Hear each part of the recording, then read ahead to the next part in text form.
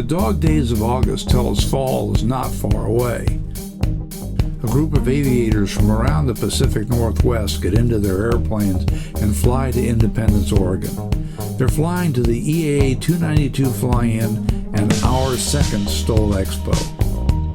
These pilots are coming to show off their airplanes, demonstrate their skills and their aircraft's unique capabilities. They're coming to Independence to fly short takeoffs and landings and see who wins the expo. The airplanes, some called bush or backcountry, and some home-built and production aircraft, compete in a unique contest. The pilots will see who can get off in the shortest distance. They'll fly around the pattern and return to Earth, coming to a dead stop. What's their prize? Bragging rights for being the best STOL pilot and the great camaraderie with other kindred spirits. STOL grew out of a need to fly to remote places. Early aviators had to read the sky, read the wind, and know their airplanes well enough to land on sandbars and clearings in the woods. These pioneers modified their airplanes so the shorter the takeoff and landing, the more wilderness they could access. As time marched on, technology improved engine reliability, science expanded aerodynamics, and new materials improved airplanes. Today, purpose-built flying machines leap into flight and touch down anywhere, expanding utility, and for us at the Expo, just plain flying fun. Watch the Expo as skilled pilots showcase their airplanes, fasten your seatbelt, and clear prop.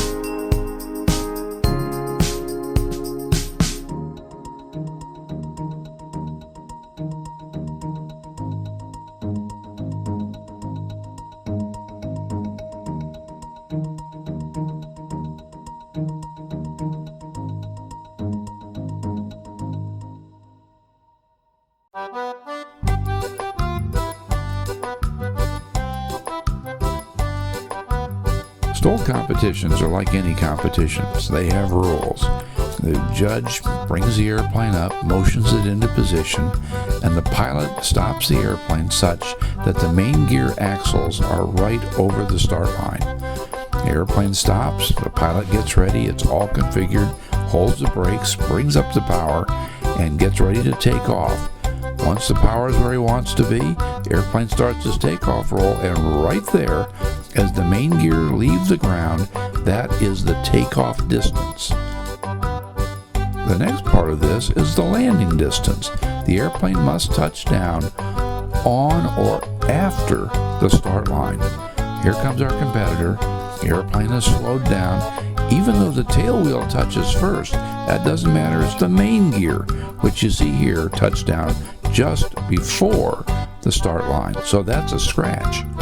Our next competitor is coming up, slowing the airplane down. It's all configured, again working to put the main gear on the ground right there, just beyond the start line. And that is a good landing. Oh, but look, the airplane bounced off.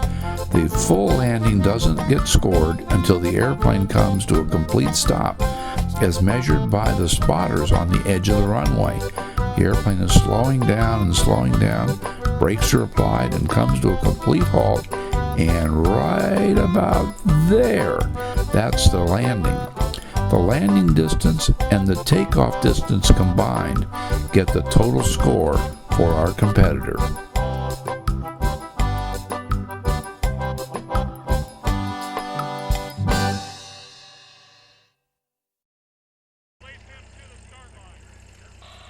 You're cleared to taxi up to the start line. Taxi to the start line.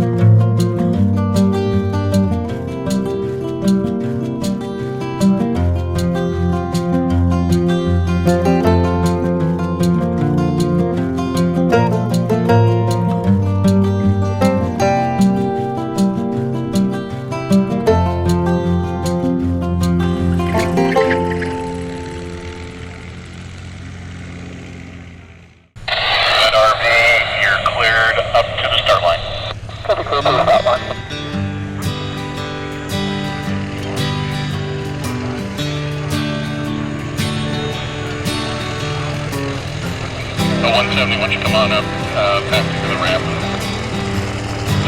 180.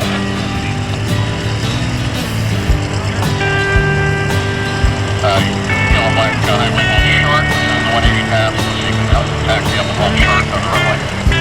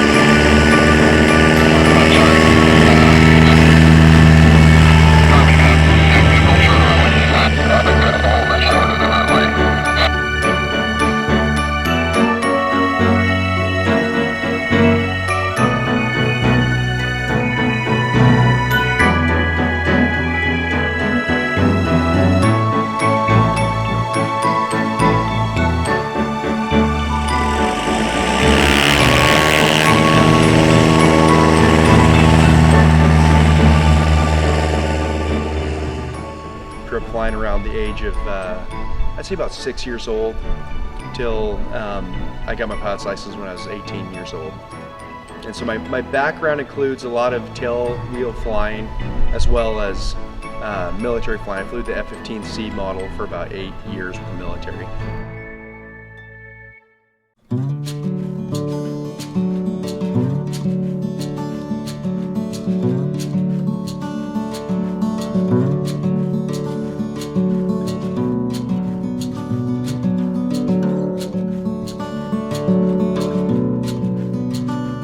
So this is a Piper Super Cub, fantastic design. This is a Cub Crafters rebuild from Yakima, Washington. So they completely restored this aircraft. It's a 1980 Super Cub.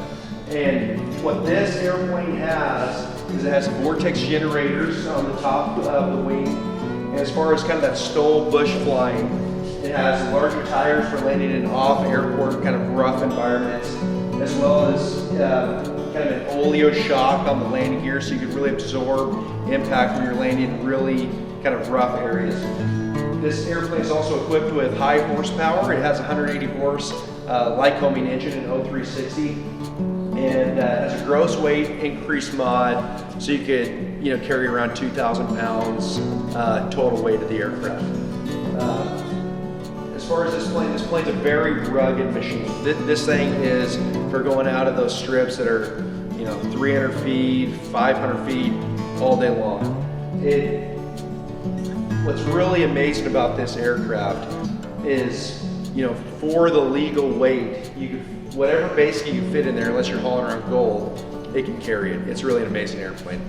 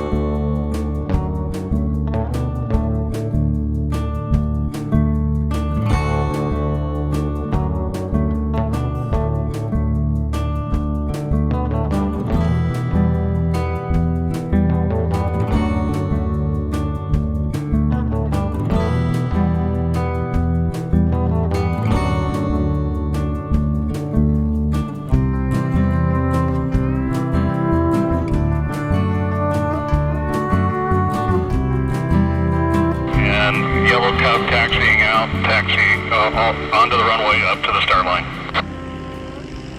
Back to the start line.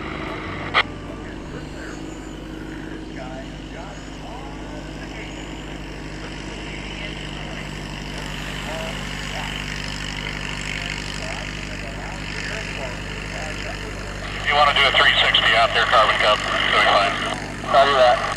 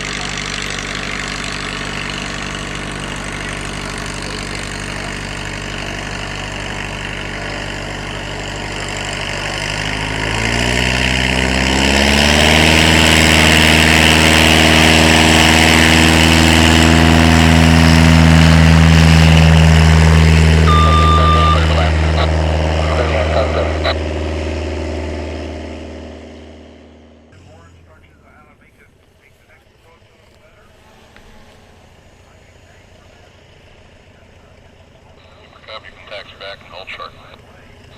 7105.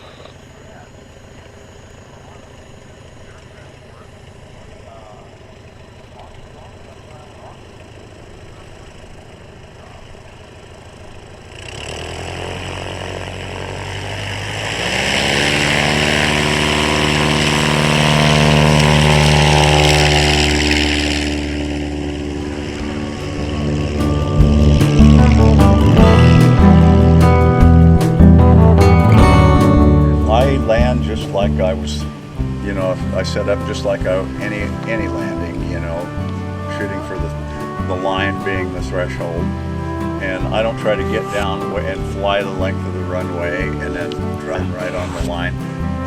I just set up like that's the threshold, and then I'm going to land. And I'm flying from the back seat, so my visibility isn't very good. I can't see the line until I'm within 100 feet of it. And I just get really slow. I get down about probably 25 miles an hour airspeed, and by then, you know, the last 100 feet I can see the line, and I try to hold off the line maybe a foot and a half or so, and then when I'm about 10 feet from the line, I cut the power and drop it.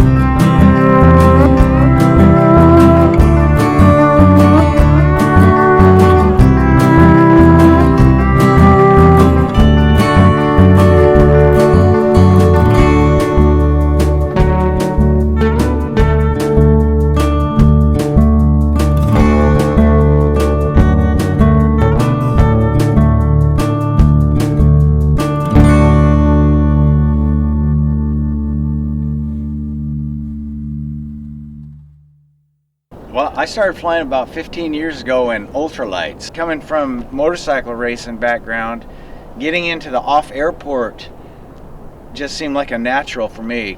Going out and landing on little hilltops and out in the desert and stuff. It's just what I wanted to do.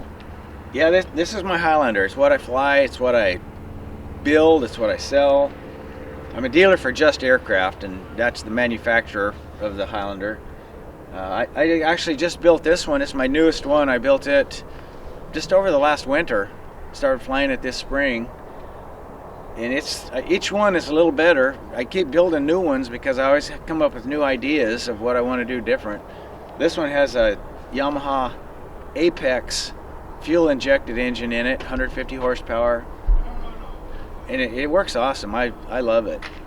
Well, I got into doing the STOL competition. It was just a natural progression for me, being a competitor. I've competed at something as long as I can remember. And my fun flying was landing, especially out there where I live in Idaho, going out in the desert and finding little hilltops and ridges and weird, fun, challenging places to land. And I was flying a Highlander at the time, and it worked really good for that. It landed a little bit fast, so I got to thinking of things to make it land slower and come up with some things with the leading edge cuff and all that. But the STOL competitions are just fun because it's just all of us guys that like going out and doing that kind of flying, landing in little places on gravel bars and hilltops and things. People ask me, how much is the airplane, how much is the pilot as far as being successful doing this short takeoff landing stuff? And I don't know, I think it's probably about half and half. You have to have an airplane that's capable of doing it, but you really have to practice. I mean, I practice a lot. I might go out and do 100 takeoffs and landings in an hour and a half. I've done that a lot of times, and so does my competition. So you just got to get where you feel the airplane. You can't be looking at the numbers, looking at the, how fast am I going. You have to be able to feel that. You got to know right where the edge is, and it just comes with lots and lots and lots of practice. 324,